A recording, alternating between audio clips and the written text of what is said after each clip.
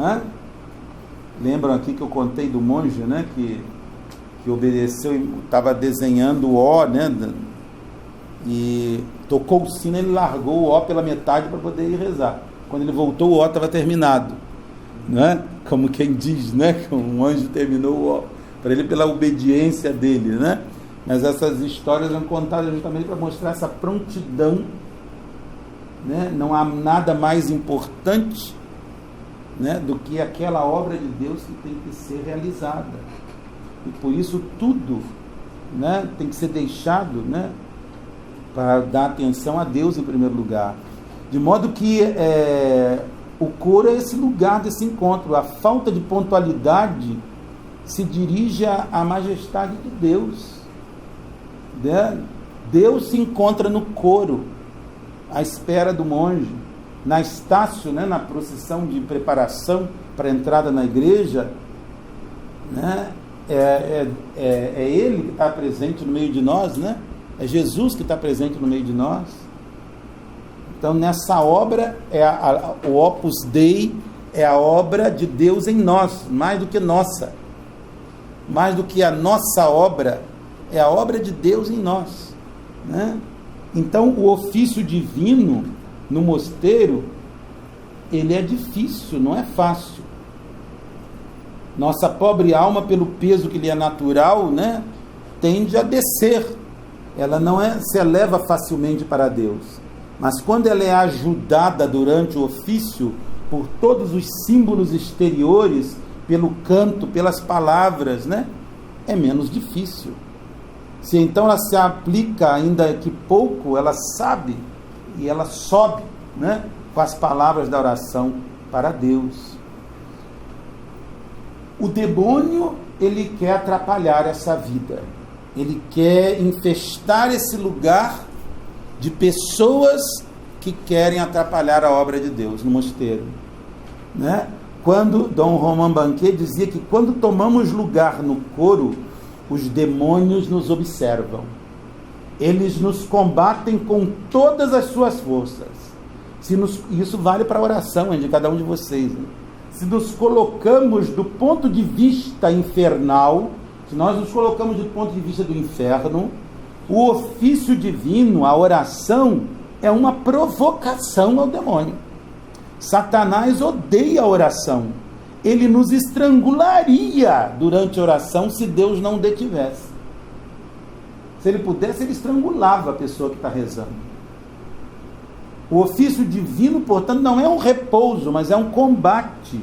E é um combate vitorioso. A oração é isso. O culto que prestamos a Deus tem por consequência imediata o combate da fé, o combate da esperança, o combate do Espírito contra o poder das trevas. Nós somos os soldados de Deus, seu exército em linha de batalha. Essa concepção assim meia militar, né, da oração, do coro, da vida monástica, o próprio São Bento diz, né, da milícia Christi, não? E o soldado está saindo na hora que eu falei, viu? E está desertando. Mas é interessante que na Alemanha, você pode imaginar, o mosteiro de Maria Lá foi um mosteiro famoso, e os abades grandiosos lá, Dom Herwegen, Dom Ildefonso Herwegen, foi um abade que imprimiu assim uma vida monástica muito bem alemã, bem germânica, não? E dizem que quando Dom Herwegen levantava o pé, que ele dava o sinal para ele levantar, todos os monges levantavam o pé junto, né? Era Maria Lá, mais de 100 monges no coro, você imagina, né? Que era, né? Então, quando todo mundo com livro, você olhava assim, você via todo mundo tonsurado, todo mundo com o mesmo hábito, né? É uma coisa impressionante. As pessoas na igreja ficavam extasiadas, né? Viam os monges com o livro na mão aberto, né? Quando passava a página, né? Ia passar a página, todo mundo passava juntinho, não? As pessoas na igreja ficavam assim, né?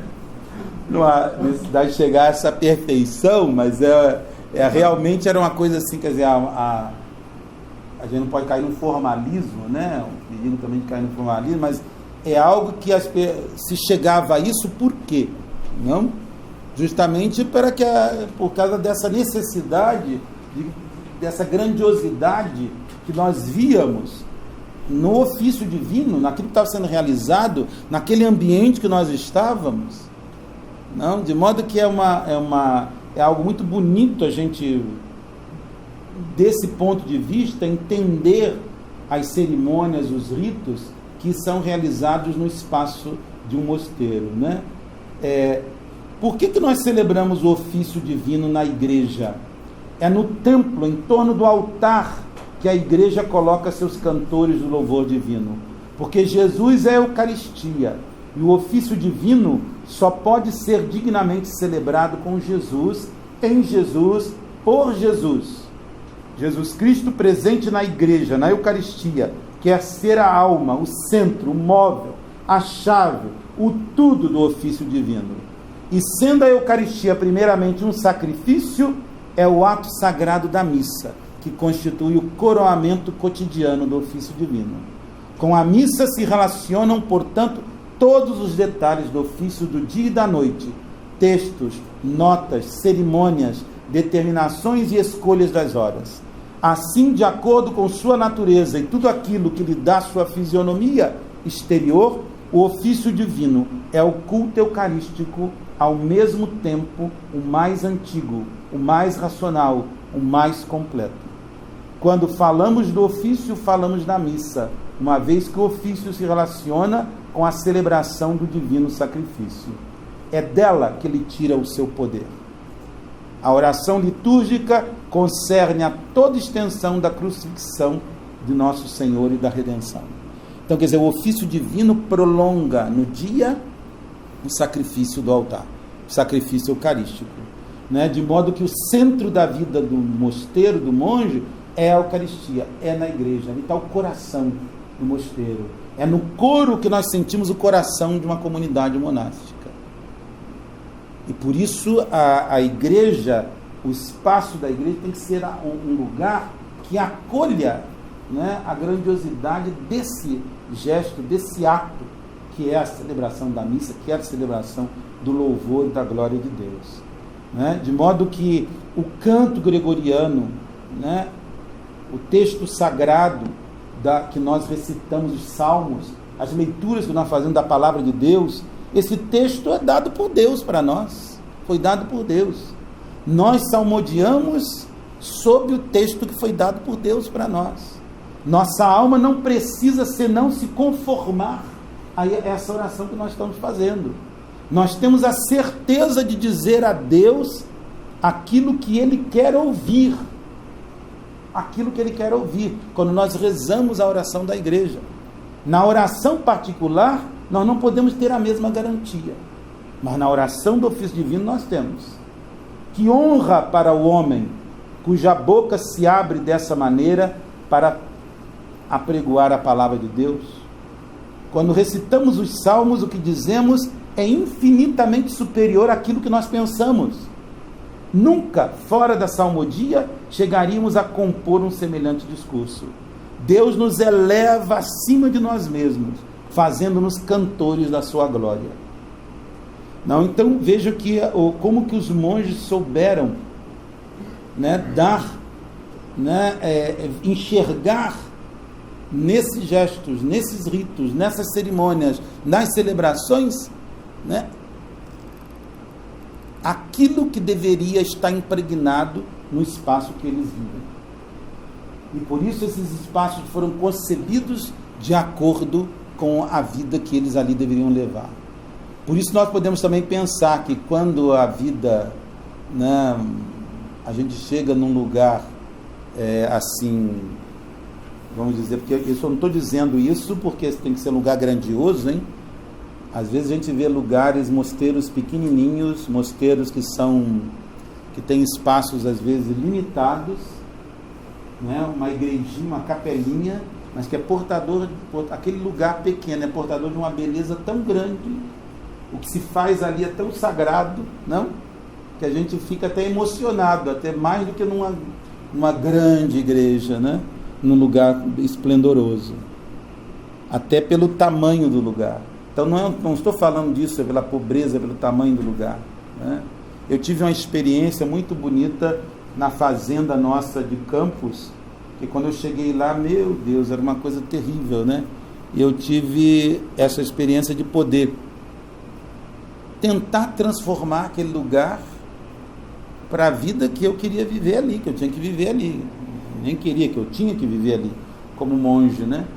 E quando eu cheguei na igreja, que vi a igreja como estava, eu falei, meu Deus do céu, e eu falei, mas Jesus Cristo, o que é isso? Por que está assim, né? E eles, porque essa aqui pegou fogo, não sei o que. Eu falei, sim, mas nós temos que transformar isso num lugar onde a gente possa de verdade celebrar a missa, a gente se sinta bem celebrando a missa aqui. A construção é bonita, mas estava maltratada, né? Então, como vamos pintar todas as paredes de branco, vamos tentar, o forro não dava para tirar naquele momento, mas foi uma coisa assim impressionante, e nós transformamos o lugar, né? E as pessoas, o bonito para mim foi ver as pessoas simples do lugar, que eram pessoas rudes. Teve um senhor, um lavrador, que ele chegou, né? Porque o altar era um balcão de tijolos, né? O presbitério tinha transformado num palco de show, né? Uma escadinha assim, minúsculazinha no meio, né? Aí eu fui tirar um tijolo que tinha ali, percebi que tinha um degrau. Eu falei, gente, isso aqui tem... Aí descobri aquilo tudo, apareceu a escada linda, né, para o presbitério, né? Eu falei, gente, por que vamos deixar essa escada aqui? Quem teve a ideia de cobrir essa escada, né? Aí eu peguei uma marreta para arrebentar o altar que estava lá, né, de tijolo. Aí eu, mas o senhor vai arrebentar mesmo? Assim, eu não tenho coragem de arrebentar aqui. Pum! Aí comecei a arrebentar, aí arrebentei, ele ficou tão impressionado, aí começou a arrebentar tudo, né? Tiramos tudo. E eu restaurei o altar antigo que estava jogado, encostado lá numa sala.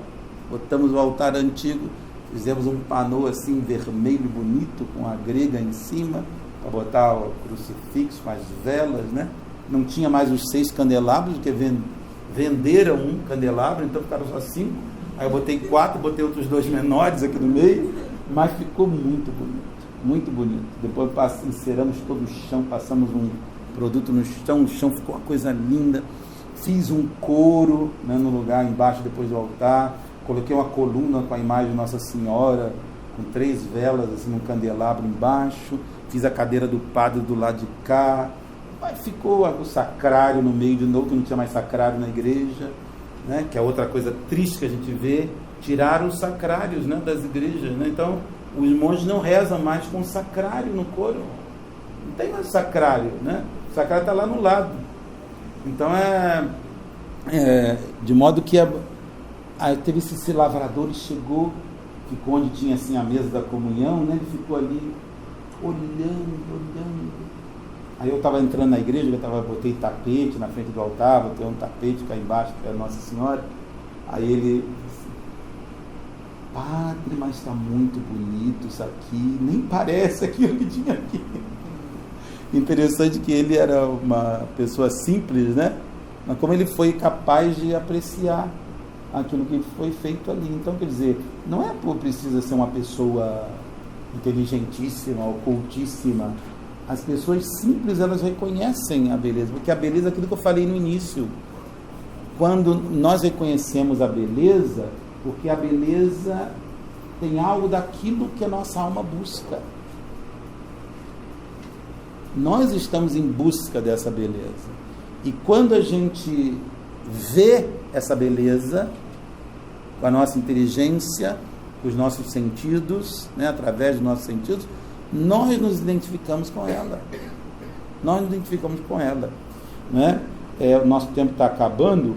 Eu só queria, para fechar isso aqui, foi uma coisa meio assim, né, vamos dizer assim, tudo meio misturado, mas o canto gregoriano, né, é outra coisa que nos ajuda tanto no espaço monástico, né?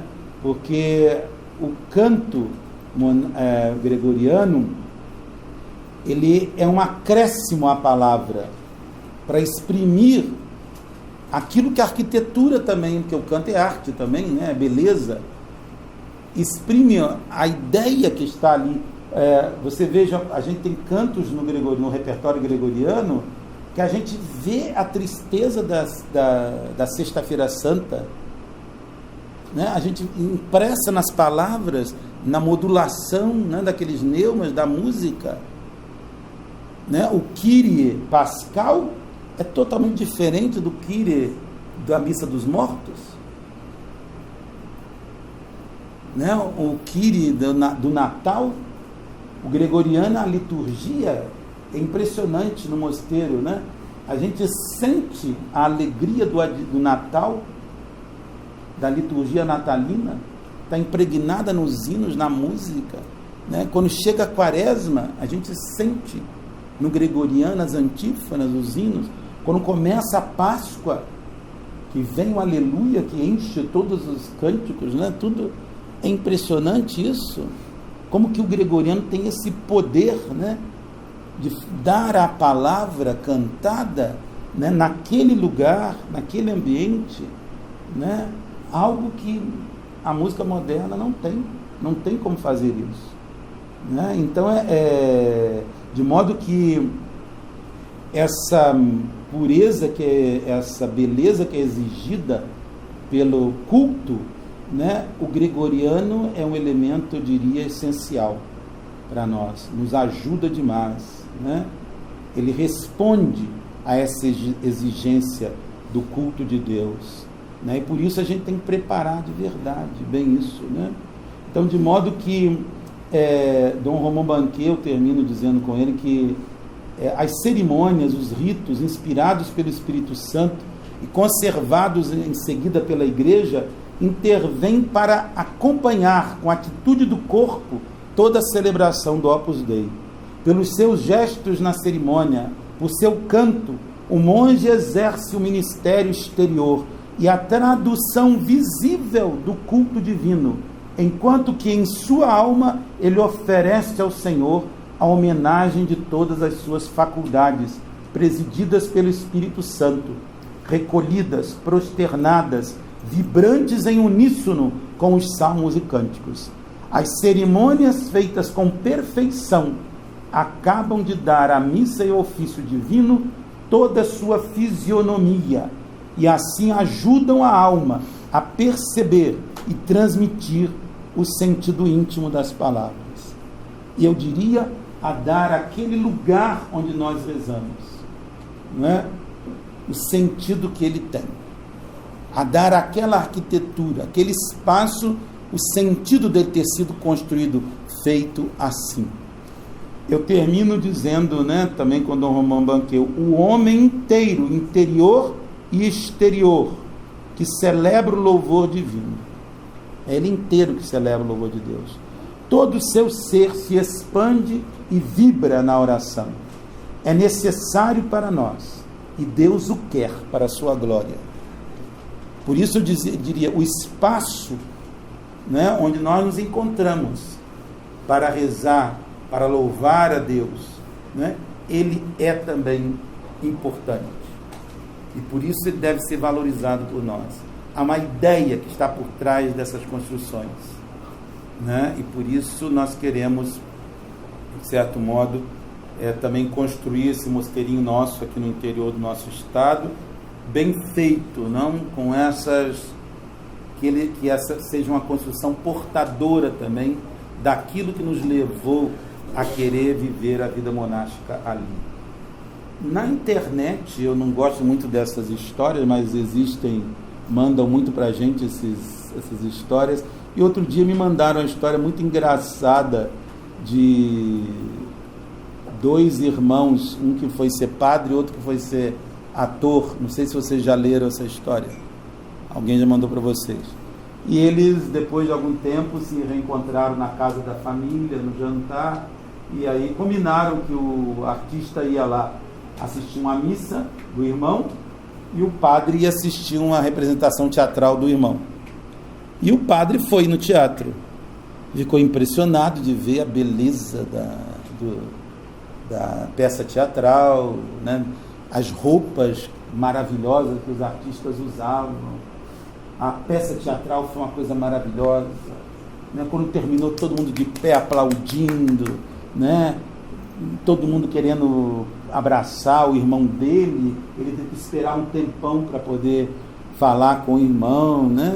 E ficou impressionadíssimo com a peça teatral, com o teatro, com o ambiente, com as roupas, com tudo que aconteceu ali.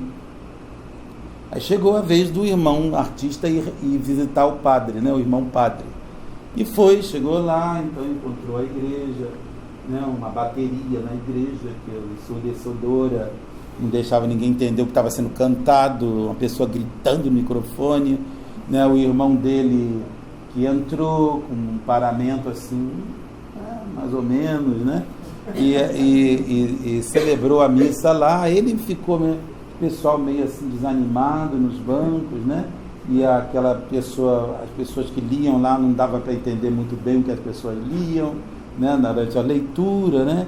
E a homilia do irmão, ele não entendeu muita coisa do que o irmão falou, né? Terminou a missa, né? Ele era o único que estava na sacristia para falar com o irmão, né? Aí eles começaram a conversar, né? Porque o irmão falou, pois é, eu fui lá no teatro, né? Tá com você, fiquei muito impressionado com tanta coisa assim. Aqui você viu, né? Assim, as pessoas, né, na igreja não são muito animadas, né? A missa não está assim muito participada, né? As coisas não são tão, a igreja não é tão bonita, né? Eu fiquei tão impressionado lá com a beleza do teatro, né? Mas aqui, sabe, somos pobres, a gente tem muito recurso, né? Aí será por que tudo isso, né, é assim? Do que tem que ser assim? Aí diz que o irmão dele virou para ele assim, olha, você quer que eu diga para você? Ele falou assim, porque tem que tirar esse negócio que eu estou falando aqui depois. Lá no teatro, nós representamos mentiras como se fossem verdades. Vocês aqui estão representando as verdades como se fossem mentiras. Eu achei isso muito interessante, porque eu acredito, pela experiência que eu tenho, nesses 40 anos de vida monástica, né, que infelizmente, né, nós hoje estamos vivendo um momento da igreja que está acontecendo isso, né? Muitos padres, muitos religiosos, muitos monges, muitos fiéis estão vivendo uma experiência de participar nas celebrações litúrgicas, de estar num lugar sagrado sem saber o que estão fazendo ali. Ou o que é pior, né? Representando coisas sagradas como se fossem coisas que não são sagradas. Não vou dizer que são mentiras, né? Mas uma representação. Isso é tudo simbolismo, né? Então, quando a gente não acredita mais no que a gente faz, né? Quando eu ofereci água benta, não uso mais isso não. Não preciso mais da água benta. Então, quando a pessoa não sabe mais o significado das coisas, perdeu coisa, a vida dela ali naquele lugar não tem mais sentido.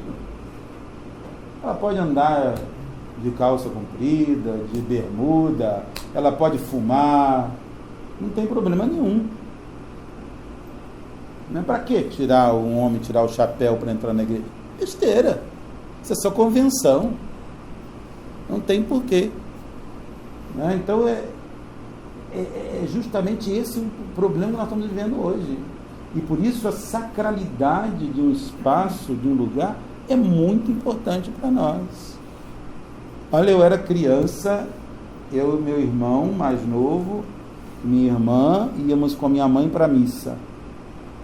Nós chegávamos na igreja, minha mãe, todos nós pegávamos água benta, fazia o sinal da cruz, minha irmã colocava o véu branco dela, minha mãe colocava o véu preto dela, com o qual ela foi enterrada, né? Minha irmã e minha mãe iam para o lado de cá, eu e meu irmão, nós éramos pequenininhos, criancinha, ia lá para o meio dos homens tudo grande da liga, O pessoal até tomava conta da gente. A gente ficava lá, sentadinho no meio daqueles homens lá da missa, todinha. Nunca tivemos nem perguntando por que a mamãe botava a gente para lá. No final da missa a gente se reencontrava de novo na porta da igreja, né? Então qualquer coisa, às vezes meio que ou dormia, qualquer coisa, daqueles velhos lá amparava a gente, já conhecia a gente, né? Que a gente sempre ia para lá, para o meio deles, né? Então são coisas assim que a gente não esquece mais, né? A mãe fala, dentro da igreja não se fala, não pode se falar dentro da igreja. É algo às vezes terrível, porque dentro da igreja parece pior que um mercado. É pior que um mercado. Então é uma coisa assim tremenda, né? Às vezes as pessoas começam a falar tão alto que lá no nosso mosteiro que está tocando a música do órgão, você não consegue ouvir o órgão. Tal barulho está dentro da igreja ao término da missa. Então, quer dizer, as pessoas perderam completamente. E nós precisamos restaurar essa sacralidade dos lugares. Eu lá no Barru, eu fiquei muito impressionado. As pessoas entram dentro da igreja, primeiro que a igreja está toda escura. Você vê assim, está o Cristo que está lá em cima do altar, que está iluminado. Aquela igreja a gente entra e você ajoelha para rezar. Não tem como não rezar. E o silêncio que as pessoas entram dentro da igreja. A pessoa entrou dentro da igreja para rezar, em silêncio.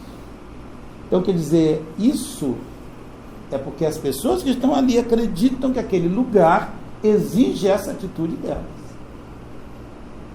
Então, nós temos que recuperar, sim, a sacralidade dos ambientes, né, na igreja, nos conventos, né, naquilo que nós fazemos, né, no nosso quarto, da nossa casa.